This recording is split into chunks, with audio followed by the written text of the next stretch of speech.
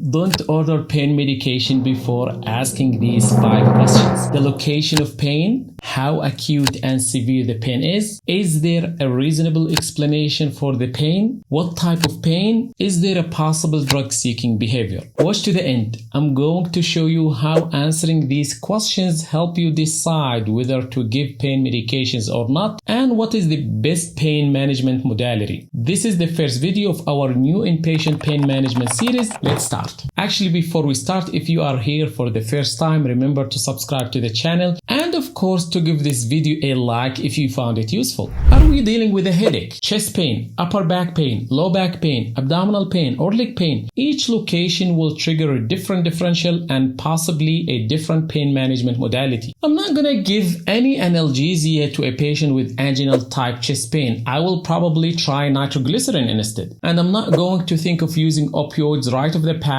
in someone with headaches, so the location of the pain is extremely important in guiding further workup and treatment. The acuity and severity of the pain will decide how urgent or emergent the situation is. A lady saying she's having the most severe headache in her life is different from another patient who complains of moderate headaches. A patient with sudden severe upper back pain is different from another patient who is having moderate upper back pain that's been going for a week. So it's very important to ask about the onset and duration of the pain and how severe. The more severe and acute the pain is, the more urgent the intervention is. Vital signs are a very important clue in this case. Emergency situation never come with stable vital signs, so ask about the patient's vital signs. I do not expect a patient who is in agony from severe pain to have completely normal vital signs, right? Is there a good explanation for the pain? It's expected, for example, to have post-operative pain after surgery related to the location of the procedure, or to have an attack of migraine in someone with a history of migraines. It's also pretty obvious what the cause of upper back pain is after a strong sneeze, but it may not be obvious why someone developed acute abdominal pain, chest pain, or leg pain without further workup. Any pain without a reasonable explanation will need further workup while controlling the severity of pain with analgesia whenever appropriate. The type of pain can be nociceptive, neuropathic, or what we call nociplastic pain. The management of nociceptive pain is different from the neuropathic and nociplastic pain. So what are these terms? Nociceptive pain is an acute pain that occurs when tissue is damaged or inflamed, like a fracture, dental pain, acute pancreatitis, renal colic, post-operative pain, acute diverticulitis, etc. While neuropathic pain is a chronic pain secondary to injury or a medical condition that damages the sensory nervous system or prevents it from working properly, with symptoms including electric shock-like pain or pains with tingling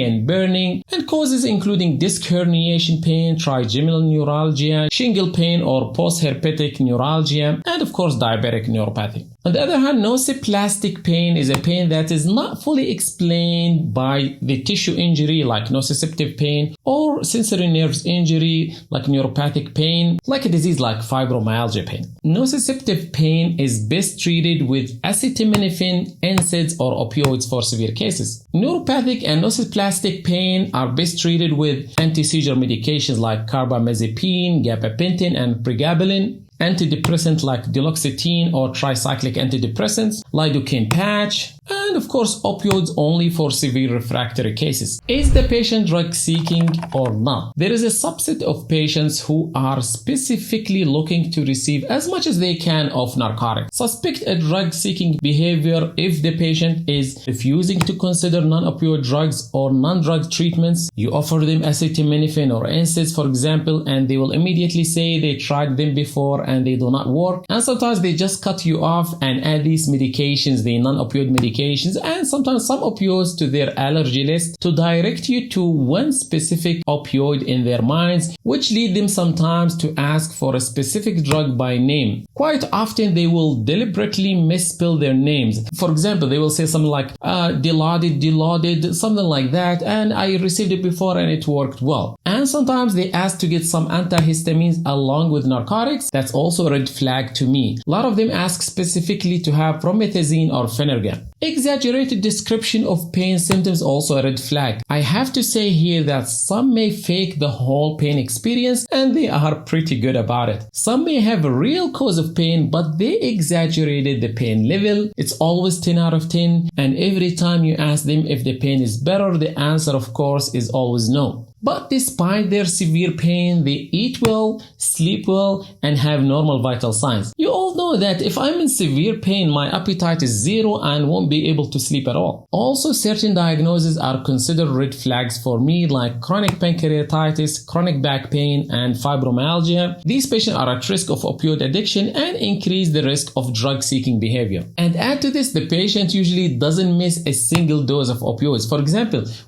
if you order morphine 4 mg every 6 hours as needed for pain, you come the next day and the patient has received all possible doses. They will watch the time even and ask for the narcotics right on time. And add to that, workup in this patient doesn't yield a good explanation for the level of their severe pain. And most important is a known record of drug-seeking behavior. Now, not all of them will express all these red flags. I've encountered some very smart drug-seeking patients who will be okay with whatever amount of opioids they can get or receive. So what do we do in such case? The moment I suspect a drug-seeking behavior, I will try to confirm it so we can add it to our records for the next time the patient presents to the ED. I decrease the amount of narcotics giving over the next 1 to 2 days, then I completely stop it. For example, if the patient is on morphine 4 mg IV every 4 hours as needed, I will change it to 2 mg every 8 hours as needed for 1 day, then every 12 hours for another day, then stop it. I do offer them acetaminophen and NSAIDs as alternatives and maybe sometimes low-dose oral opioids, and I make sure to pass this to the night team, as some drug-seeking patients feel it's a lot easier to get opioids or narcotics on the night shifts compared to the day shifts. Night teams are busy and they are just cross-covering, and unless you tell them not to give narcotics, they likely will if the patient keeps asking for it. Drug seeker will likely get mad and furious with these changes. Please resist restarting them back on narcotics and kindly explain to them that you feel they are clinically stable to come off IV narcotics based on their exam and workup, and we need to transition them into oral medications to get them ready for discharge. At that moment, they either listen to us, fire us, and ask for a new doctor, or they leave against medical advice as they are not getting what they're looking for anymore. Please do not forget to document this drug-seeking behavior in the patient chart.